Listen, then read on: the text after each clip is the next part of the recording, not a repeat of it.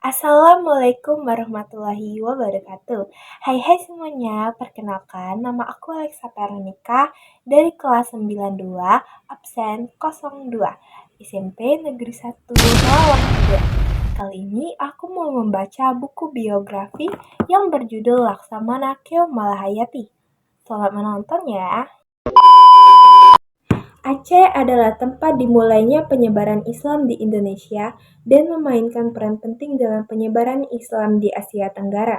Pada awal abad ke-17, Kesultanan Aceh adalah negara terkaya, terkuat, dan termakmur di kawasan Selat Malaka. Sejarah Aceh diwarnai oleh kebebasan politik dan penolakan keras terhadap kendali orang asing, termasuk bekas penjajah Belanda dan pemerintah di Indonesia. Jika dibandingkan dengan provinsi lainnya, Aceh adalah wilayah yang sangat menjunjung tinggi nilai Islam. Persentase penduduk muslimnya adalah yang tertinggi Indonesia dan mereka hidup sesuai syariah Islam. Berbeda dengan kebanyakan provinsi lain di Indonesia, Aceh memiliki otonomi khusus yang diatur tersendiri karena alasan sejarah. Perubahan Lamuri dari kerajaan yang bercorak Buddha Hinaya Mantrayana menjadi kerajaan yang bercorak Islam dipengaruhi oleh perkembangan dakwah Islam yang pesat di Kepulauan Nusantara. Aceh memang pernah mengalami masa perkembangan agama Hindu dan Buddha yang datang dari daratan India. Hal itu terbukti dari keberadaan kerajaan-kerajaan Indrapuri, Indrapurwa, dan Indraparta di Aceh Besar. Selain itu, Aceh juga pernah menjadi bagian dari kerajaan Sriwijaya yang bercorak Hindu-Buddha. Perubahan agama dari Buddha menjadi Islam di Lamuri terjadi karena faktor internal dan faktor eksternal. Kemunduran kerajaan Sriwijaya akibat serangan dari kerajaan Chola. Akhir abad ke-15, Aceh pernah melahirkan seorang perempuan yang kelak menjadi tokoh pejuang dan pahlawan nasional. Dia adalah Keomalahayati. Nama Keomala dalam bahasa Aceh berarti sebuah batu yang indah dan bercahaya yang mengandung banyak khasiat dan kesaktian. Laksamana Mahmud Syah sering mengajak Keomalahayati sejak masa kanak-kanak ke pelabuhan. Di sana, bocah perempuan itu dapat melihat kapal-kapal dagang dan kapal-kapal perang milik kerajaan Aceh. Dia sangat menyukai pemandangan tersebut. Selain itu, Laksamana Mahmud Syah sering mengajak Keomalahayati menyaksikan latihan perang laut yang dilakukan oleh kapal-kapal kerajaan Aceh. Dari situlah dia lantas mencintai lautan sehingga kelak menjadi laksamana yang disegani kawan maupun lawan. Pada usia 6 tahun, Keomalahayati mulai belajar membaca Al-Quran dengan bantuan kedua orang tuanya. Dia juga mengaji di Bale, kampungnya, untuk mempelajari Islam sebagai agama yang sangat diyakininya. Lalu, pada usia 8 tahun, Keomalahayati belajar ilmu agama Islam dengan berguru kepada Tunku Jamaluddin Lamkra, seorang ulama sekaligus pemimpin pesantren putri di Kutaraja. 2 tahun kemudian, dia melanjutkan belajar di Daya Inong untuk memperdalam ilmu fikih, akidah, akhlak, dan bahasa Arab. Daya-daya di Aceh adalah pelopor pendidikan Islam yang didirikan berdasarkan tuntutan dan kebutuhan zaman. Daya dilahirkan dengan kesadaran akan kewajiban menyebarkan dan mengembangkan agama Islam sekaligus mencetak kader-kader ulama dan dai. Di Daya itu pula, Keomalahayati mempelajari agama Islam. Pada saat yang sama, dia menyempatkan diri belajar bahasa asing yang lain dari guru yang khusus didatangkan oleh orang tuanya ke rumah. Tidak heran jika kelak setelah dewasa dia pandai berbahasa Arab, bahasa Inggris, Prancis, dan Spanyol, selain bahasa Melayu dan Aceh sebagai bahasa ibunya. Selanjutnya, Keomalahayati berniat mengikuti karir Laksamana Mahmud Syah, sang ayah. Dia bercita-cita ingin menjadi pelaut yang tangguh. Keinginan Keomalahayati itu semakin kuat ketika ditinggalkan oleh sang ayah untuk selamanya. Laksamana Mahmud Syah gugur dalam sebuah pertempuran laut ketika armada kerajaan Aceh Darussalam berusaha mengusir armada Portugis dari perairan Aceh. Pada masa itu, sebagian wilayah semenanjung Malaka telah jatuh ke tangan Portugis. Lalu, mereka banyak mengambil keuntungan dari hasil bumi atas wilayah yang didudukinya tersebut. Pada tahun 1575, armada Angkatan Laut Kerajaan Aceh dan Kerajaan Banten menyusun kekuatan bersama. Kedua belah pihak bermaksud melawan serangan terhadap Portugis di Malaka. Armada Aceh dipimpin oleh Laksamana Mahmud Syah, sementara Armada Banten dipimpin oleh Pangeran Arya bin Maulana Hasanuddin. Dalam pertempuran di dekat Benteng Alfamosa, Armada Aceh dan Banten mendapat perlawanan sengit dari pihak Portugis.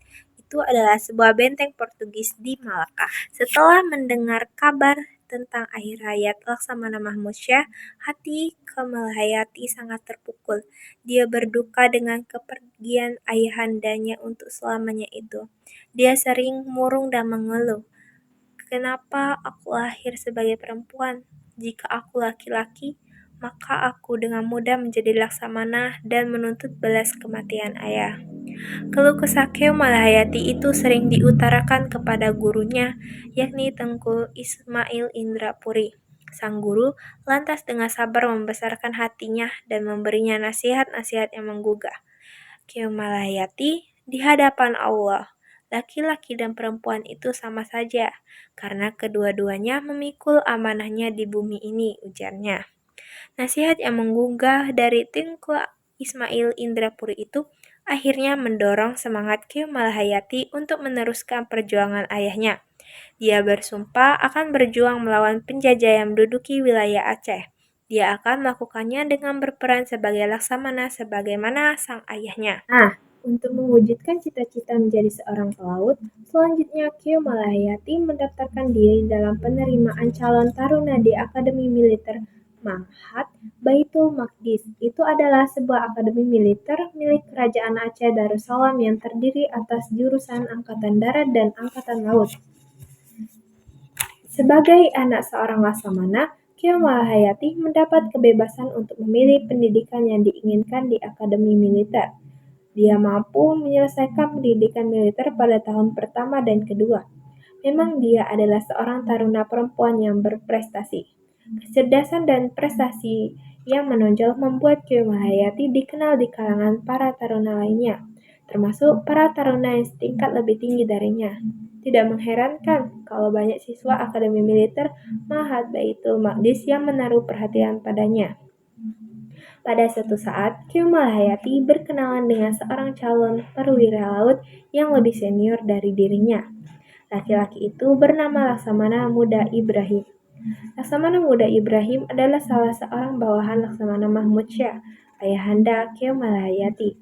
Dia juga ikut memperkuat armada kerajaan Aceh Darussalam yang menyerang Portugis di Malaka.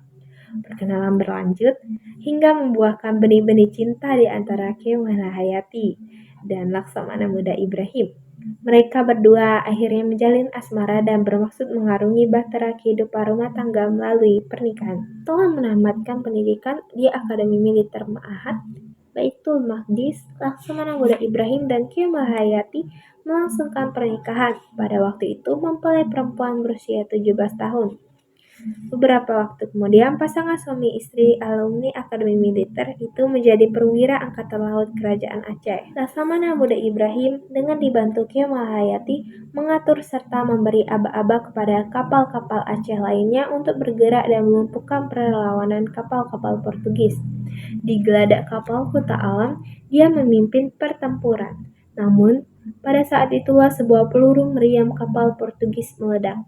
Dia tak sempat lagi menghindar. Dia terkena tembakan meriam dan gugur. Kemalhayati menghadapi kepergian Laksamana Muda Ibrahim dengan tabah. Dia tidak memberitahukan hal tersebut kepada awak kapal di kapal-kapal yang lain. Dia tidak ingin berita kematian suaminya itu meruntuhkan semangat juang armada laut Kerajaan Aceh. Untuk memenuhi tujuannya tersebut, Kemalhayati meminta kepada Sultan Alaidin Riayat Syah Al-Mukamil untuk membentuk armada Aceh yang semua prajuritnya adalah para perempuan yang menjadi janda karena suami-suami mereka gugur dalam perang laut di Teluk Haru. Permintaan Kemalhayati akhirnya dikabulkan oleh Sultan Alaidin. Maka terbentuklah armada Inung Bale, armada wanita janda.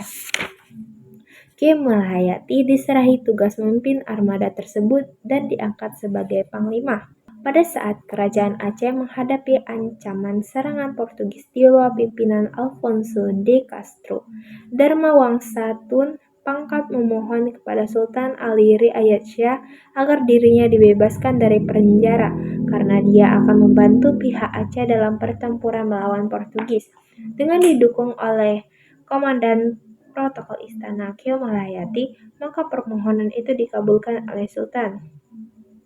Sudah itu, Kio Malahayati melakukan manuver untuk menurunkan Sultan Ali Riayat Shah dari tahta kerajaan Aceh. Dia mewakili keinginan rakyat Aceh yang ingin menghentikan kekuasaan sang sultan. Apalagi sang sultan adalah pemimpin yang tidak cakap dan tidak disukai oleh rakyatnya. Upaya itu berhasil. Sultan Ali Riayat Shah turun dari tahta kerajaan Aceh. Sejak dipimpin oleh Sultan Iskandar Muda, kerajaan Aceh berangsur-angsur mengalami kejayaan. Berbagai bidang kehidupan diperbaiki, apalagi sang raja terkenal sangat tegas dan bijaksana. Dalam bidang pemerintahan, Sultan Iskandar Muda menciptakan suatu bentuk kesatuan wilayah yang disebut Mukim sebagai koordinator gampong-gampong.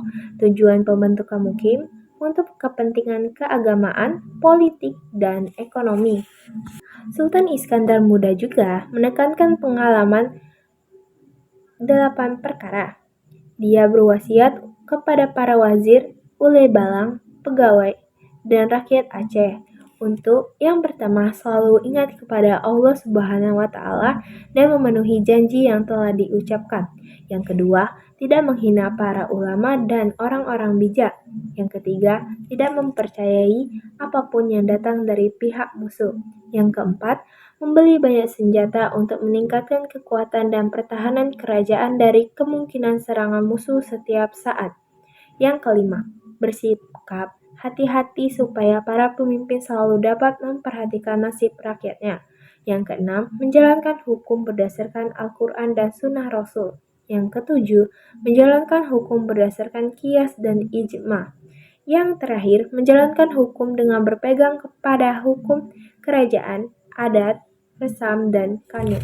Selanjutnya, semula armada Inong Bali dibentuk hanya dengan kekuatan 1.000 orang janda muda yang suaminya gugur di medan perang. Namun, Laksamana Kio Malahayati lantas memperbesar pasukan itu menjadi 2.000 personil. Selain janda, para prajuritnya adalah gadis-gadis remaja yang ingin bergabung dengan pasukan tersebut.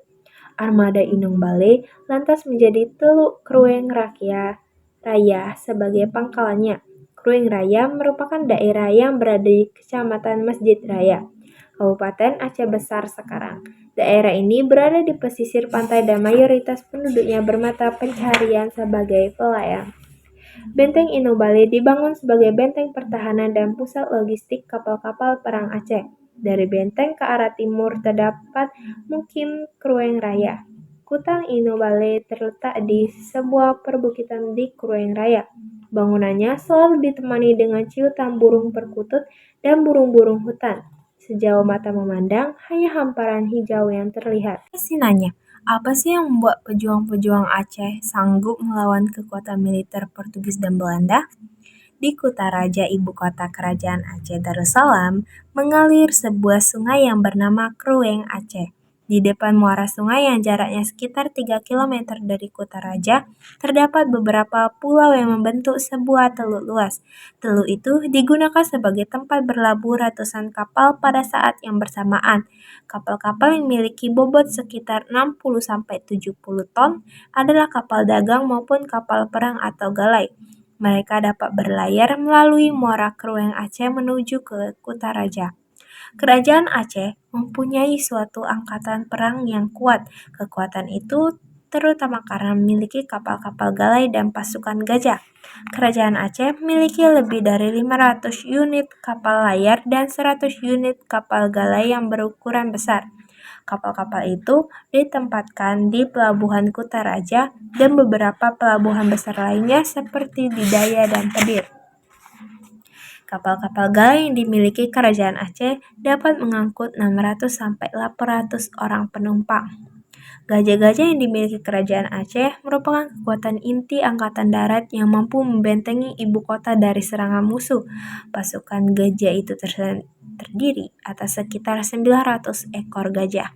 Mereka telah dilatih sedemikian rupa sehingga tidak takut lagi pada api ataupun suara-suara tembakan. Bahkan mereka bisa melakukan gerakan penghormatan kepada Sultan Aceh. Setelah memangku jabatan sebagai Laksamana, Keo Malahayati melakukan perombakan besar-besaran terhadap armada laut Kerajaan Aceh. Dia mengawasi pelabuhan-pelabuhan yang berada di bawah kekuasaan Aceh. Dia juga menambah perlengkapan armada laut yang terdiri atas 100 unit kapal perang, termasuk kapal-kapal yang berkapasitas muatan sampai 400-500 penumpang. Di bawah kepemimpinan Keo Malahayati, Angkatan Laut Kerajaan Aceh menjadi kekuatan terbesar di Asia Tenggara. Dia berhasil menunjukkan bahwa dirinya adalah perempuan yang berani dalam konsisten dalam mempertahankan kedaulatan Aceh. Perjuangan Laksamana Keo Malahayati merupakan teladan yang penting bagi perkembangan dan perubahan masyarakat Nusantara. Dia menggeluti aktivitas militer dan politik dengan peran dan perjuangan yang sangat besar untuk Kerajaan Aceh. Dia juga turut mengantarkan Kerajaan Aceh ke puncak kegemilangan. Pada tahun 2017, Presiden Joko Widodo dalam rangka memperingati Hari Pahlawan Nasional memberikan gelar Pahlawan Nasional kepada Laksamana Keo Malahayati. Pahlawan Nasional merupakan gelar penghargaan tingkat tertinggi di Indonesia, dan gelar tersebut diberikan kepada seorang atas tindakan yang heroik, dalam arti perbuatan nyata yang dapat dikenang dan diteladani sepanjang masa bagi warga masyarakat dan semuanya. Jadi, di sini kita dapat tahu bahwa seorang perempuan tak beda dengan laki-laki. Jika laki-laki mampu berjuang mempertahankan tanah air, maka perempuan pun juga mampu.